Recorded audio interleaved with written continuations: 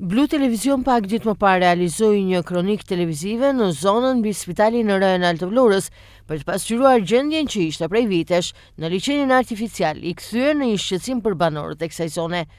Fill pas realizimit të kësaj kronike ka patur reagim të menjëhershëm, ku në zonën mbi spital ka nisur tashmë rehabilitimi i liçenit. Ilir Rina, inxhinier teknik i punimeve, ekskluzivisht për Blu Televizion, sqaron se i gjithë baseni i këtij liçeni do të thellohet. Sipas Rinës, do të rregullohet po ashtu edhe sistemi i qarkullimit të ujit. Gjithashtu Rina tregon se në fazën e fundit të projektit pritet të vendosen stolat shlodhës, të mbillen po ashtu pemë e të vendoset edhe sistemi i ndriçimit. Rina sqaron ndër të tjera se qëllimi i këtij projekti është sistemimi i një sër problematikash që kjo zonë ka sot e mbi të gjitha, të kthehet në një park shlodhës dhe atraksion turistik për zonën, por jo vetëm.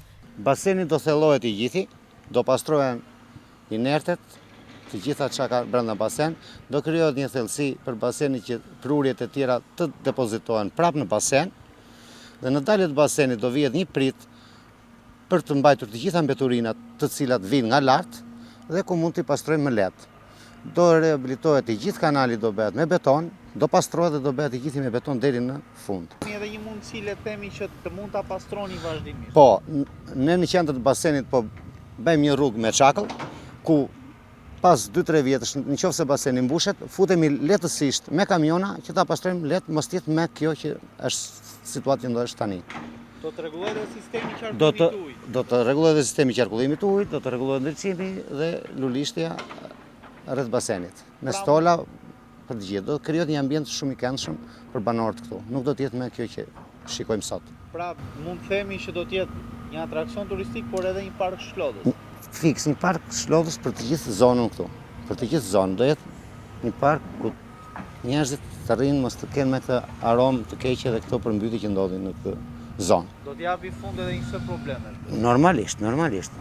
Nëse shumë probleme nda, siç e shikoni edhe vetë, baseni është tej mase i ngarkuar me mbetje dhe ne jemi në punime intensive që ta mbarojmë në një kohë sa më të shpejt pa na kapur shirat që mos kemi përmbytje dhe gjëra.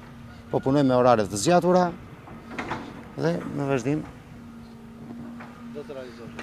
Normale që do të realizohet, normale. Ndërkohë siç bëhet me dje, projekti pritet të përfundojë brenda muajit të shkurt.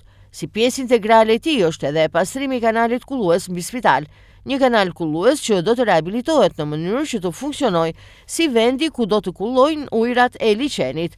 Projekti është financuar nga Bashkia e Vlorës si një kërkesë e kahershme e banorëve të zonës.